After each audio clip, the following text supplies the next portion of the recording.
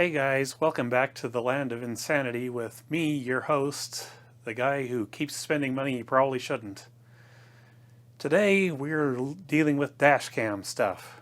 Something I've wanted ever since, well, before I bought the new vehicle.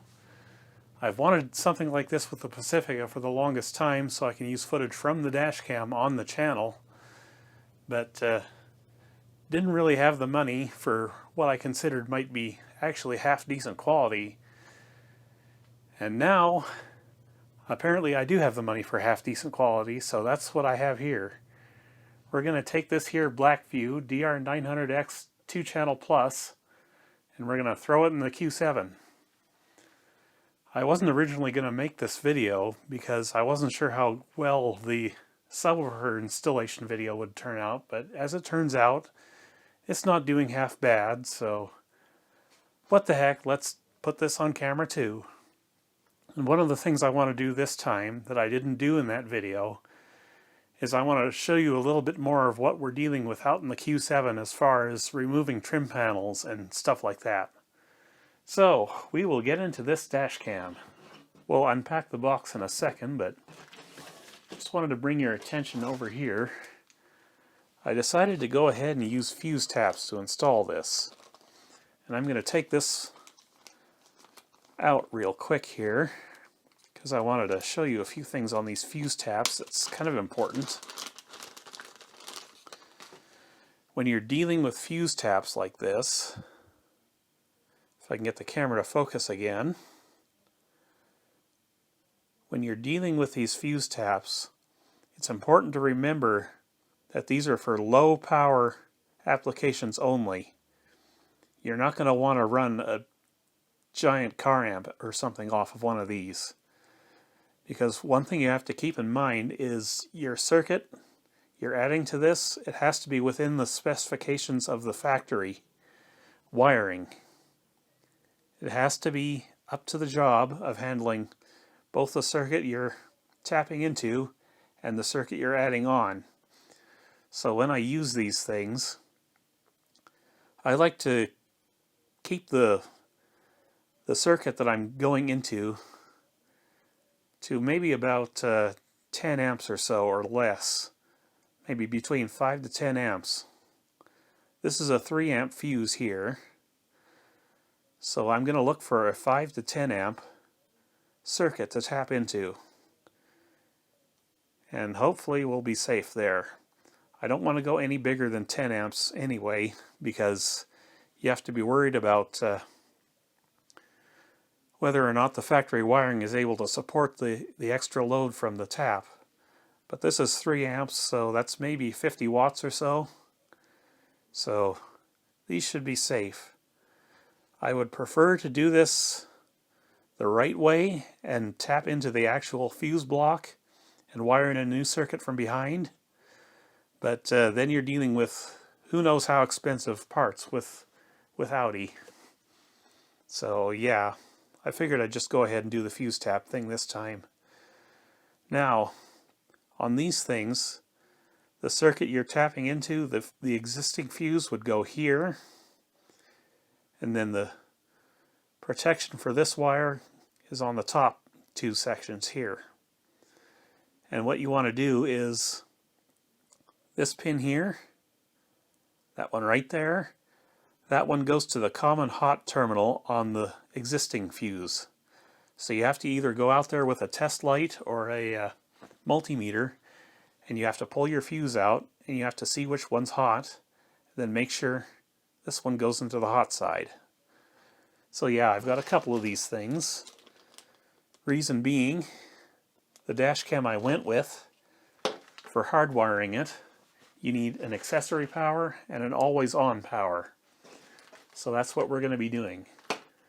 I'm going to go into the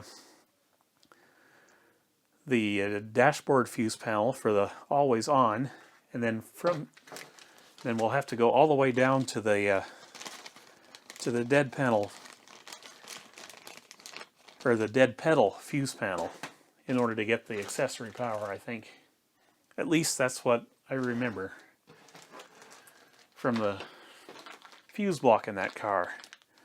Now, I also went and got this in preparation for this job. This is a new rear camera cable.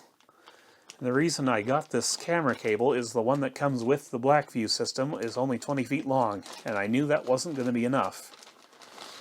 So I tried to order the 33-foot cable, but I couldn't find one in stock anywhere. So what I got was this one, which is a 50-foot cable. And when installing this, you have to make sure you put the right end in the right connector. One's for the camera, and one is for the, one's for the rear camera, and one's for the main camera up front. So we're going to have to pay attention to that when we get out to the car. So with that being said, let's get into the packaging itself and see what's in here.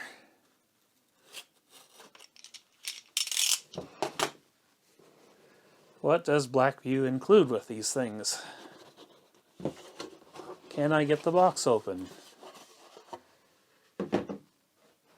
Okay, here we go. We'll start with this. This is obviously going to be the rear camera.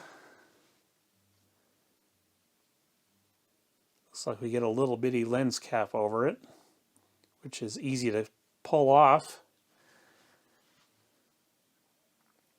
This would be the 1080p camera for the back. There's our connector, which would plug into this cable, obviously.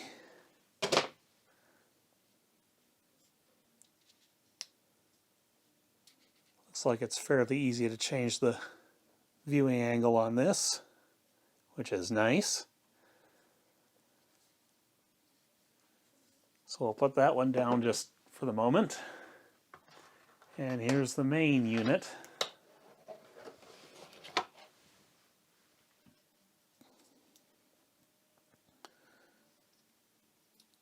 Again, another lens cap there to help protect the camera.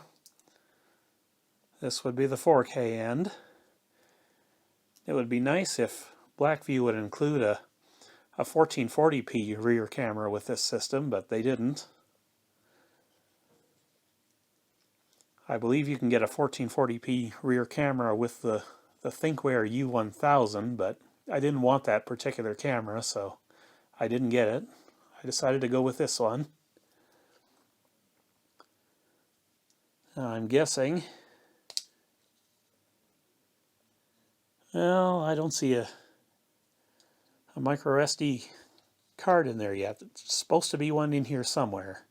I ordered the 256 gigabyte version because with me wanting to use footage from this on the channel, I just wanted to be sure that I had the space to handle everything. So let's continue getting inside this and we'll see what else is in the box.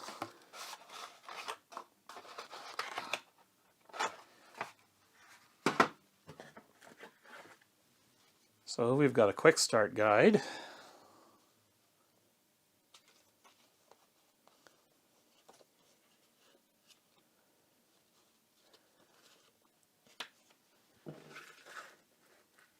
I don't know if you can see all this stuff, so let me zoom out a little bit here. I'll angle you down a bit more if I can. Easier said than done on this tripod, because my good tripod's out in the car. I'm just using my travel tripod here. Let's just do it like this.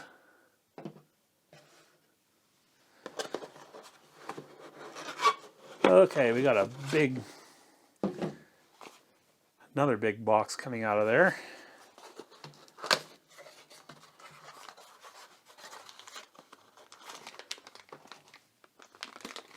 Okay, we've got a cigarette lighter adapter, looks like. So I'll be using that to test the camera to make sure it works.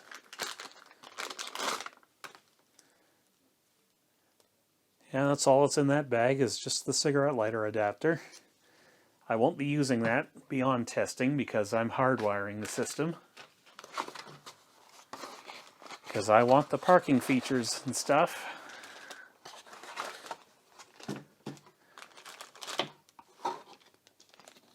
Now I sure hope I find a memory card in here somewhere.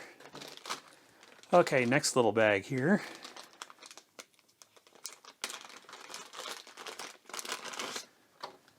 This would be the hard wiring stuff.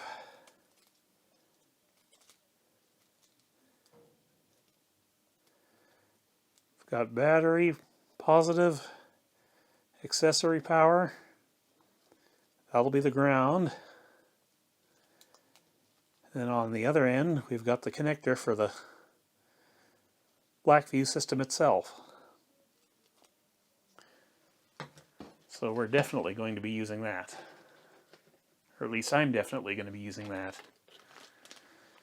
Okay, next little bundle of cables here.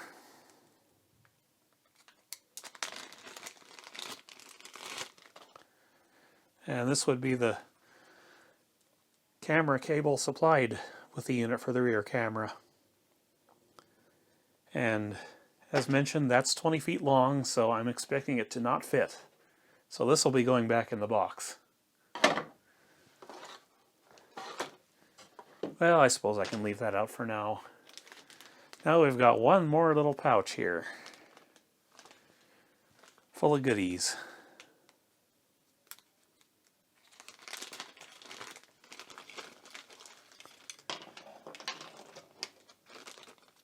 Lots of stuff in here. We've got a trim removal piece, which is nice.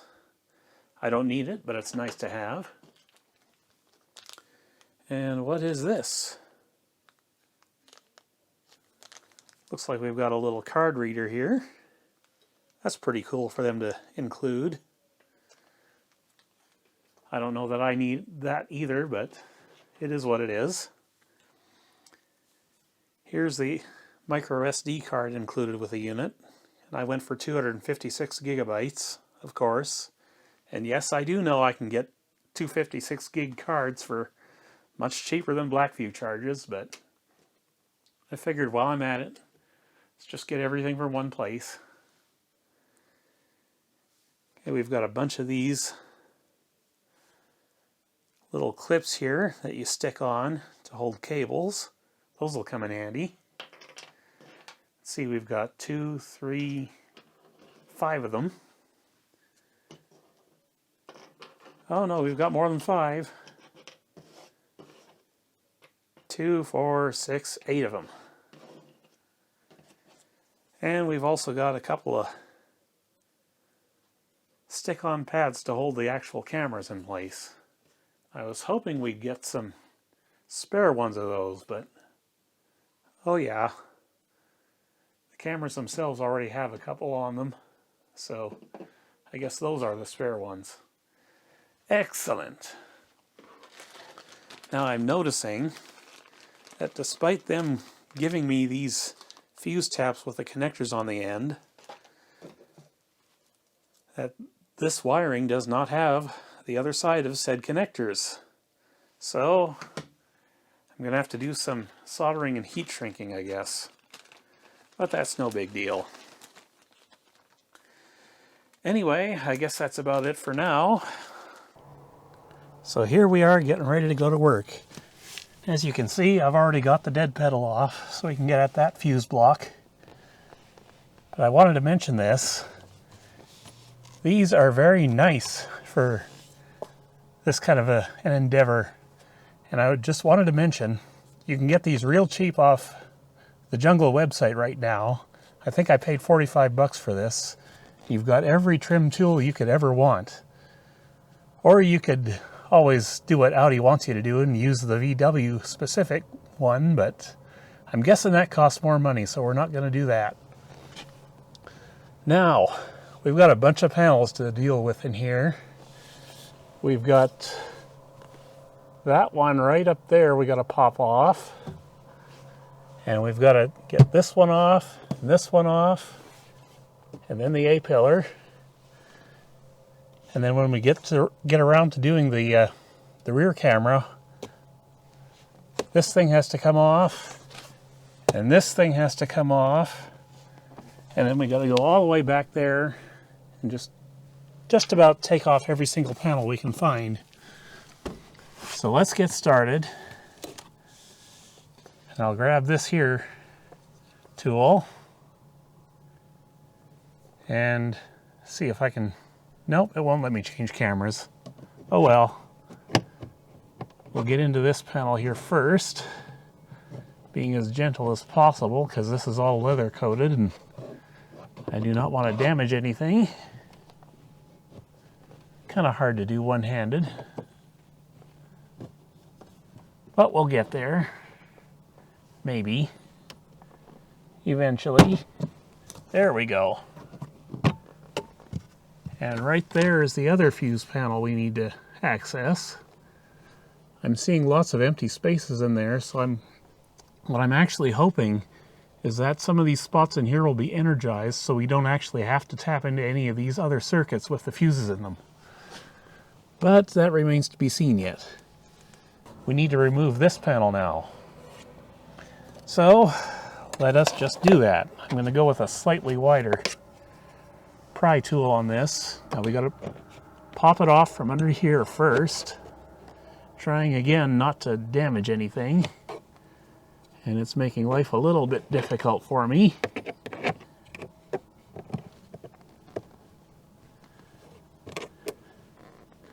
I think Audi really wants you to free it up from around here first, but I can't really do that and hold the camera at the same time, so this is fun. We are already having fun. Maybe if I go with an even wider tool, that'll help. I've got plenty of them. One of them's got to work.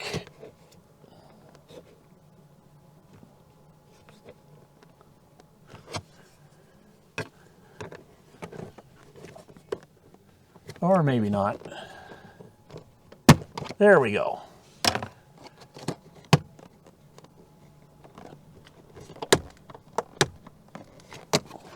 Now if we can just get this maneuvered, I'll show you what happens up here.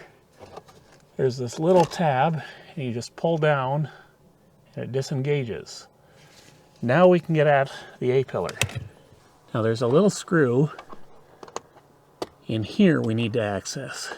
Just pop this little airbag cover off. I don't know if I can get you in there to see that screw or not, but it's there.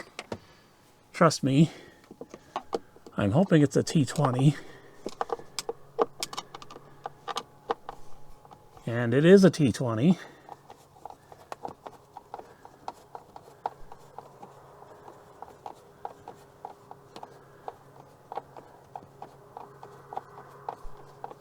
It is a long T20.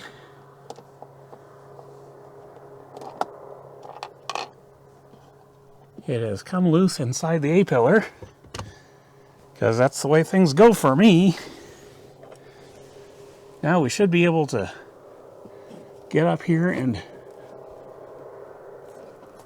pull the A-pillar down. The important thing to remember is we've got side curtain airbags to deal with up here, so be very careful. Don't force anything. If it doesn't want to come, figure out why. There we go. Now that that's loose, we will pull up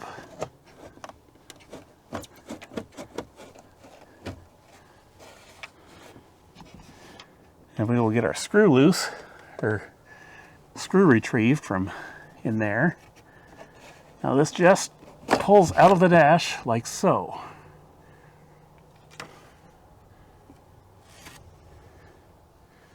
And we've got some clips missing, and I'll tell you about those clips now while I'm here.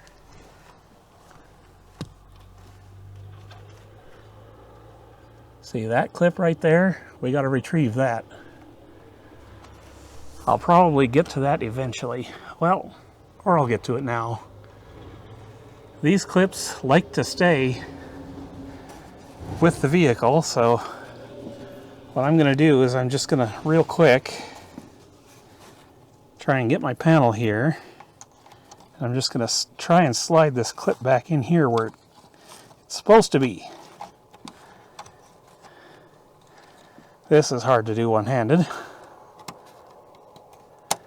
but not impossible. There we go. Now, while we're in here, we've got some speakers and stuff. There's the upper one for the Bose system, and apparently these like to blow a lot. So I am actually really unhappy with the Bose tweeters in this system, so those might be getting replaced, but I'm not really sure what I would replace those with at the moment. We've got another tweeter way down here, if the camera can focus. And yeah, because of these side curtain airbags which come all the way down to here, the last thing we want to do is run wiring over here. I don't want to cross this airbag with any type of wiring whatsoever. So what I'm going to do for the dash cam is there's a harness up in here behind the sunroof drain tube. And I'm just going to go ahead and tuck the wiring up in there, just so it's completely out of the way, because we cannot have any interference with this side curtain airbag at all. That would be bad. And I know that there are other people that have run their dash cam wires up over here and across here and then down through the window channel, but I'm not going to do that at all. Now, I hope this isn't too tricky. That's right, I think the service manual said to tilt the mirror down all the way first. Hello. Oh, here we go. I can't even see the other side, so maybe I've got enough of it disengaged now to... There we go.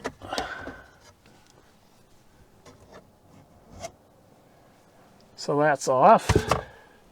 I'm hoping what I can do is I'm hoping there's enough room up in here somewhere to leave a loop of wire, because I'm going to put the dash cam over here. I decided I could put it underneath the rear view mirror down here, but I'm a little concerned about that. Reason being, this is Saskatchewan and I'm expecting a bunch of rock chips in the windshield. And I'd rather put the dash cam where I think there's going to be less chance of those happening. And I think that's going to be up in here. We don't have any window tinting up there to worry about, so worry about it I will not. Now, this is going to be a lot of fun. So, I'm going to do some wire running right now. I'm going to try and get the dash cam up with the help of a string line. And then maybe we'll pick back up when it's time to get the kick panel off. Okay, we're back, and I'm just showing you where we're at so far. I've got the power and rear camera wire all run already, for the most part, at least to this side of the dash. I've got the excess power wire zip tied together up there. I've got the negative clipped onto here, which is easy enough to do. Hopefully that's a good ground. And I've got the wiring all run up all the way over to there.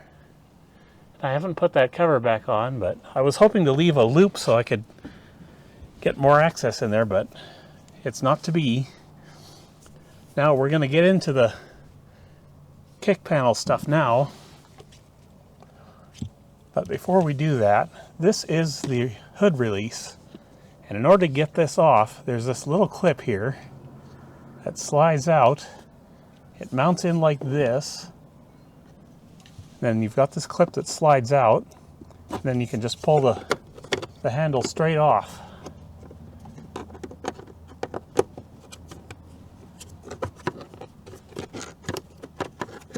Just like that. Now be careful with these clips. You don't want to lose them. especially when you've already got the fuse block open. So now what we need to do, before we can even get this panel off, we need to get this panel off. And this requires the seat to come all the way up and forward.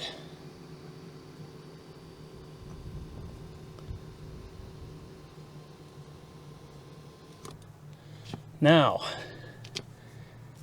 this is the fun part, or at least this was the fun part on the other side when I did the subwoofer stuff. Half my trim tools are on the other side of the car where I can't get them.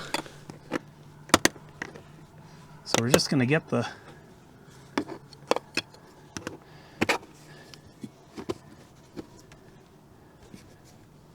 sill trim to pop up here. Maybe. Maybe not. There we go.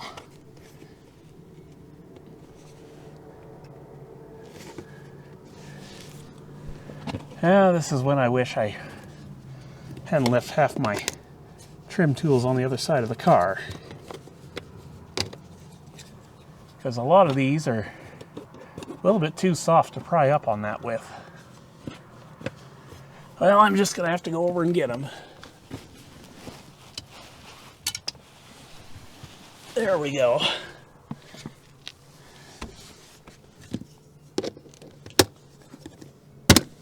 There we go.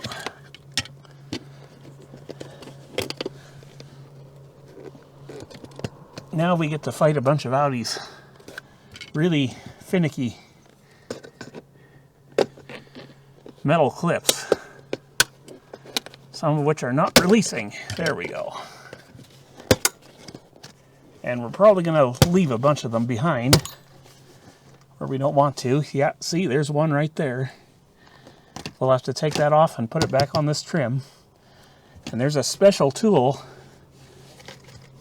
VW Audi has to deal with these clips, but I don't have that tool, so, and nor do I think I even need that tool, so we're not going to bother with that. Now we're going to finish freeing this up in front here.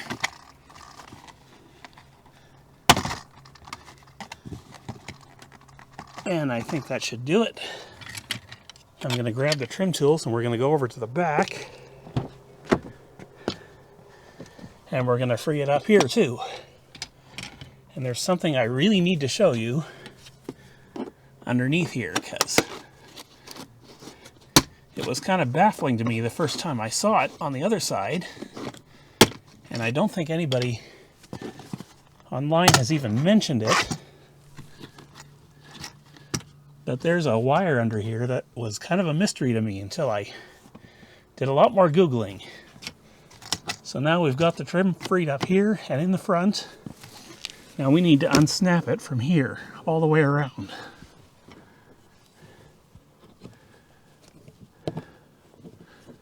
See if I can do this one-handed again.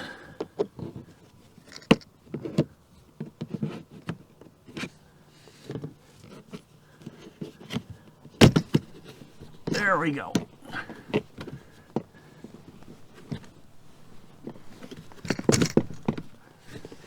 I gotta free it up from the other side.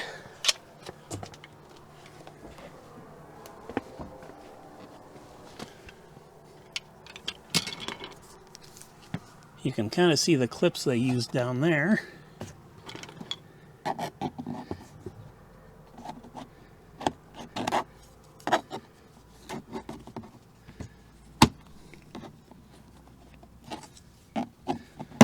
There we go. We got her. Now this slides up and it slides off. And there's another little set of clips in here. I don't know if you can see it. Right there, you can separate that little trim piece in order to get the seatbelt off. Just like that. Now I need to have both hands for this. So I'm just going to put you down real quick, or try to.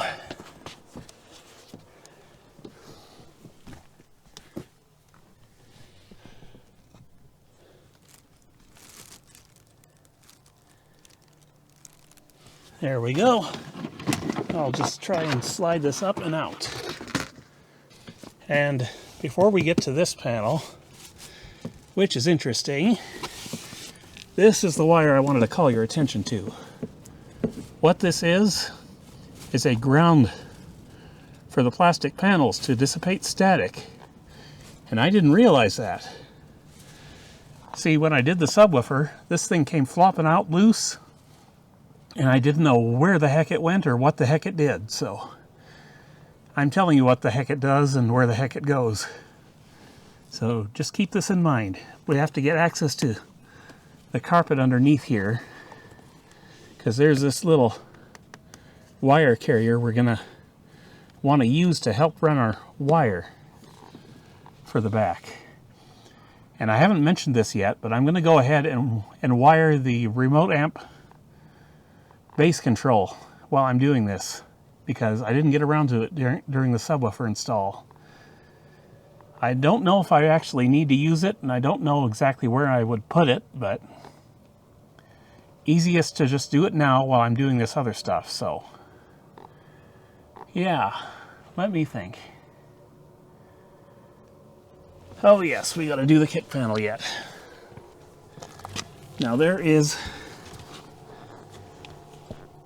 a screw we have to deal with.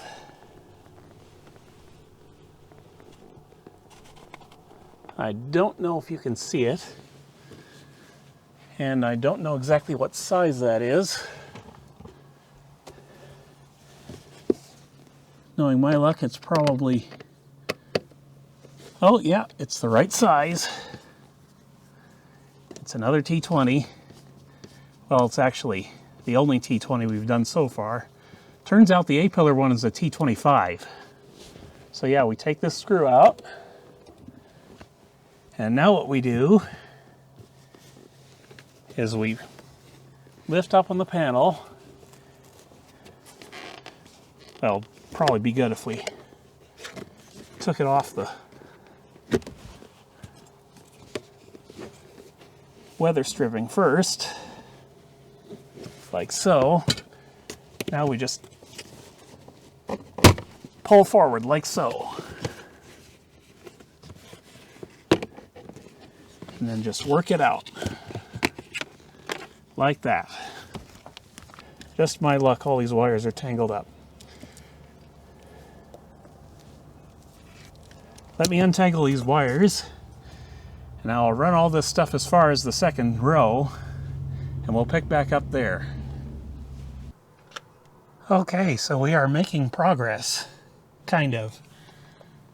These cables are a little bit annoying to deal with, but so far so good. I've got them run as far as the second row. Now we got to take this panel off, but before we can do that, we have to take this panel off. And to do that, we are going to have to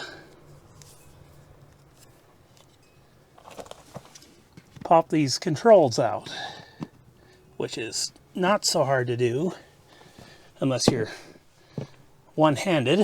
And I'm going to have to crawl in here just to do this. There's one side that comes off easier than the other.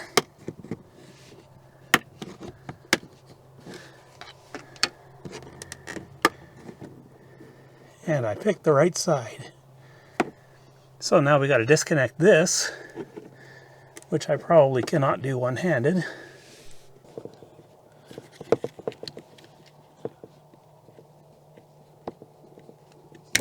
There we go. Seat controls are gone. Now we've got another one to deal with. And that one is in the back. Now there's this little panel in behind here. You've got to sort of pop out. Okay, so I got it off.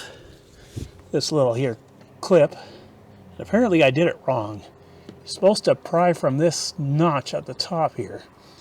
And I didn't do that, of course. So yeah, fun times. Now we gotta maybe try to get the screw out of there first. I'm guessing it's a T20. I'm hoping it's a T20.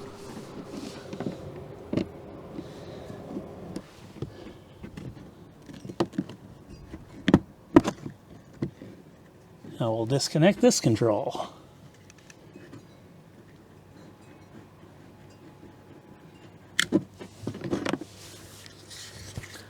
Okay, that's that. Now it's time to get this light out. Angle you down so you can see what I'm talking about here.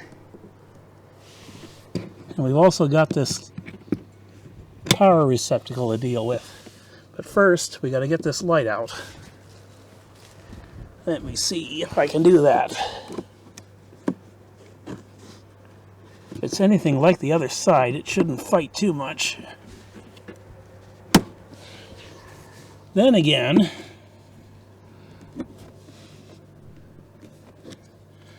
famous last words.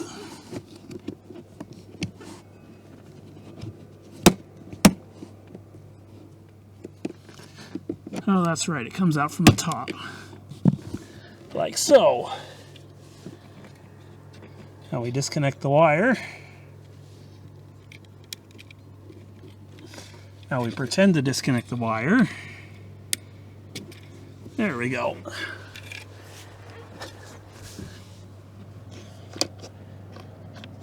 I'll just feed that down through there for now. Now the way this panel works, if I can get you a decent look here,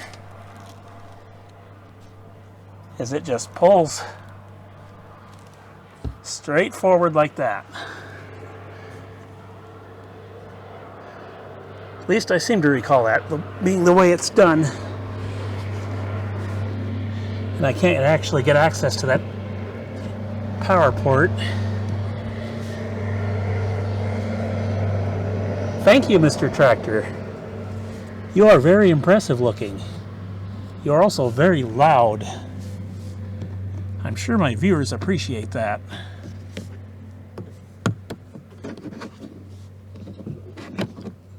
Now this was a barrel of laughs on the other side, so I hope it's a little bit less of a problem on this side.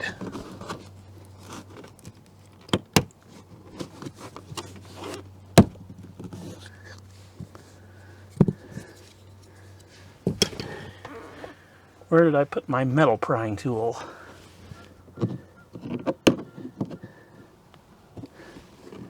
It's fighting as hard as the other side did. But it'll come.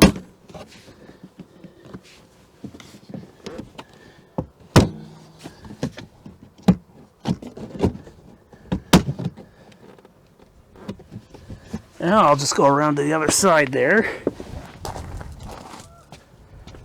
Pardon the wind if you hear it. And I'll just free it up on this side too.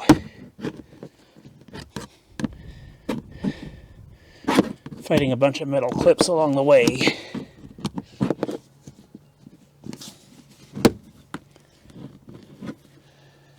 Many of which will need to be reinstalled later. But that's fine.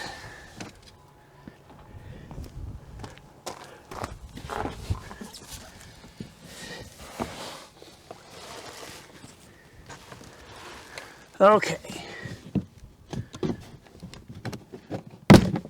There we go, she's loose. We got some kind of a little module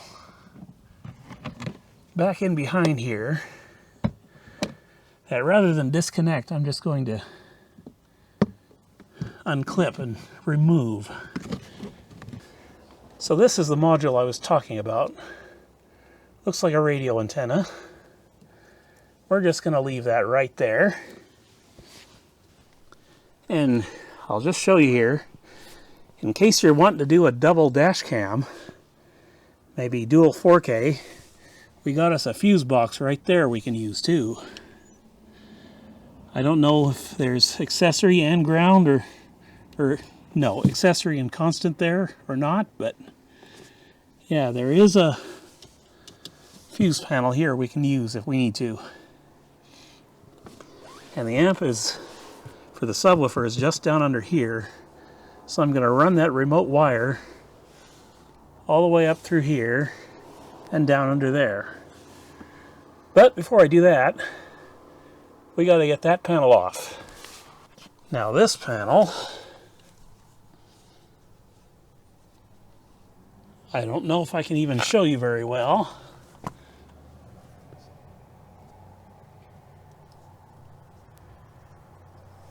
Actually, I'll just put you right there. I don't like to be on camera, and I don't know if you're seeing anything, but we just grab onto it and pull forward.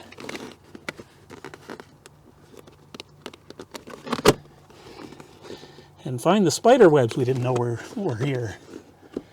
I need a trim clip tool, because of course I do.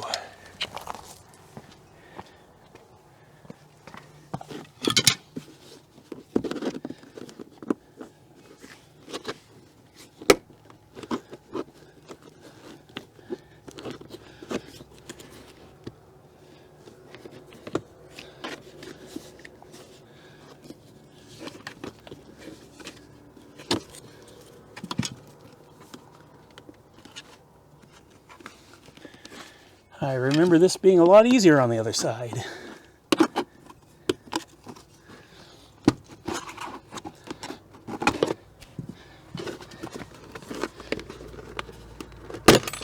Seriously, how did this thing get spiders in it? Oh well, it's not important. Something's hung up here. What is hung up? Oh, well, now I know what those clips are for. See, we've got these clips here. They clip the weather stripping to that panel I just removed. And I didn't realize that on the other side, so that one's still screwy. This panel here needs to come off. And then this panel here needs to get either loosened or come off. And there's 2 screws on that panel, so keep that in mind. Now we'll see if we can do this one-handed. Probably not. There we go.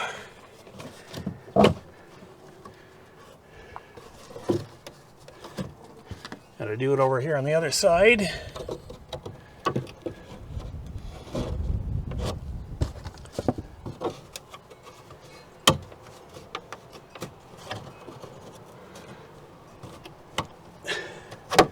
Well, maybe I'll fight with that later.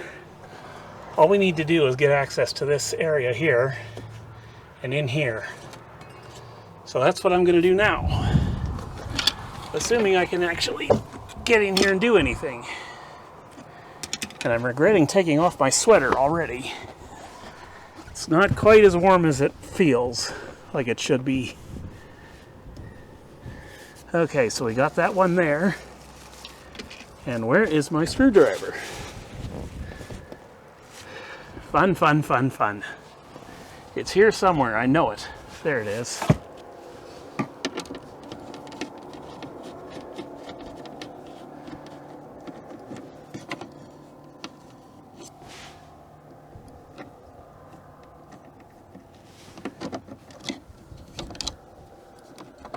So that's loose. And now we've got another one. If I can show you here. It's up in here. So let me see if I can get this popped loose. And where is that screw? I can't see with this trim panel hanging in the way.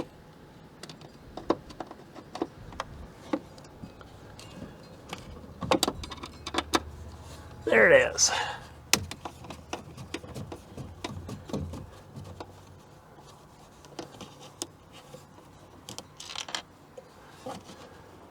And of course it fell off the screwdriver. Why wouldn't it?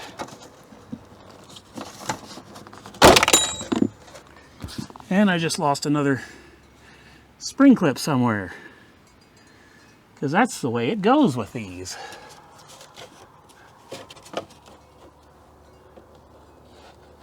Now we've got another screw up top here to worry about. That's 3 screws. We got, see if I can see it to show it to you. That one right there. So I got to take that off real quick. And there we go. Now we've got access to all the wiring and stuff that goes up through here. And as you can see, this is the end of the curtain airbag, so we don't want to interfere with that. So I'm probably going to run my wire up through here and up through here and then in behind the curtain airbag, and then we'll figure out a way to listen to the truck driving by. Thanks, Mr. Truck. Okay, there we go. I got that panel off. We'll run it up through here. And oh yeah, we got another panel to take off, because of course we do. Of course, half the fight is just getting your pry tool in there to start prying on it. I don't want to go too hard against the window, but fortunately we don't have to.